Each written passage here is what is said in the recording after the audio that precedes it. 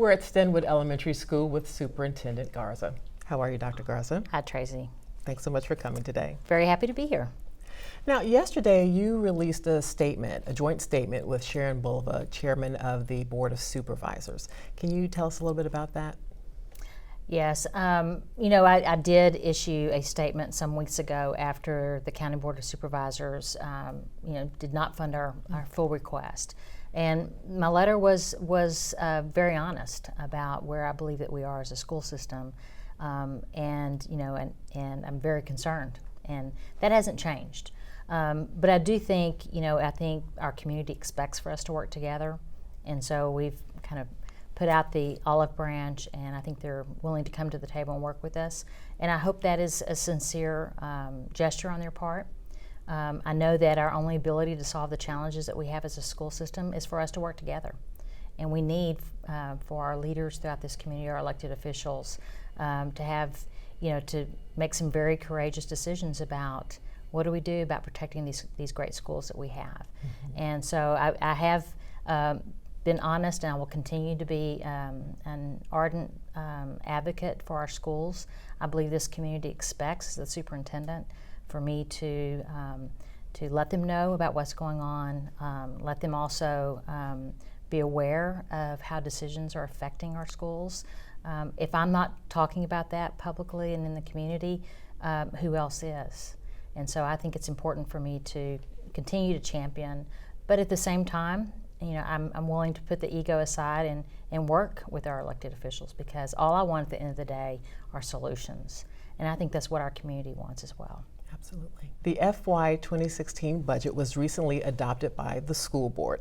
Now, this is a budget of $2.6 billion for the 2015-2016 school year. How are you going to address the nearly $8 million gap in that budget? That unfortunately was a challenge for us, given that we're coming off of many years of consecutive cuts. One might think, we were $7.6 million short mm-hmm. with some additional state funding. But technically, with the county transfer, we were a little over $14 million. So unfortunately, we found ourselves in a position of having to reduce monies that we had hoped to be able to fund for our employee compensation. I think the public has been following that.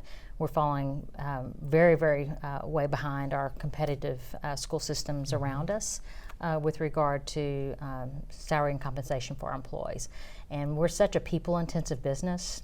We are a great school system. We're considered one of the best in the nation, and it's because we have great teachers, great employees, great leaders in our schools, and we need to keep them. And unfortunately, when other surrounding school systems are offering substantial amounts higher than we are, that's a challenge, and certainly something we're very, very concerned about.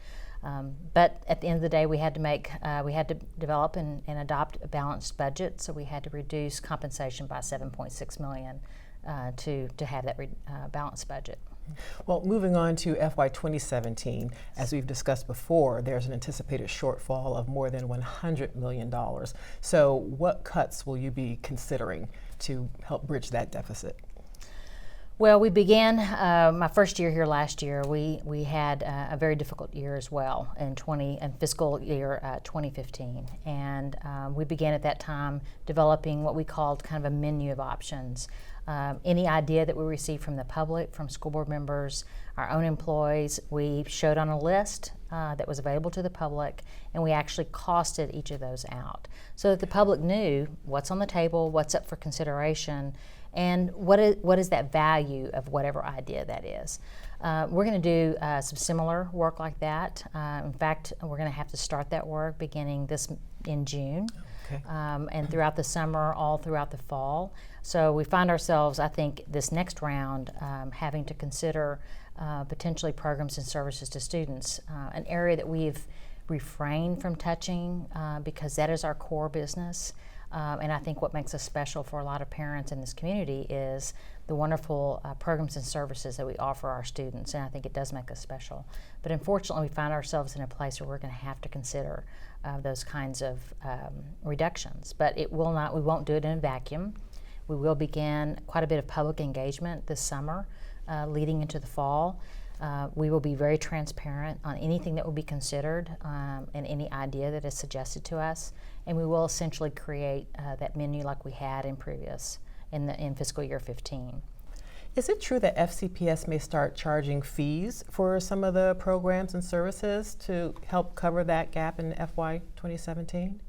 I can't say today what will be decided at the end, but I certainly think everything like that will be on the table. I think the community will have an opportunity to weigh in.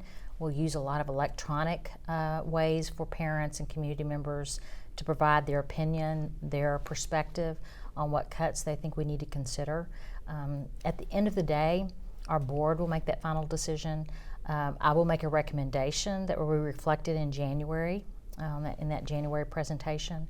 But we'll weigh a lot of what our community and our stakeholders they think is most important, and how they think we need to, how we need to address this shortfall that's going to be probably the most significant shortfall we've ever faced in this system. Okay. Well, thank you so much for the update, Dr. Garza. Thank you.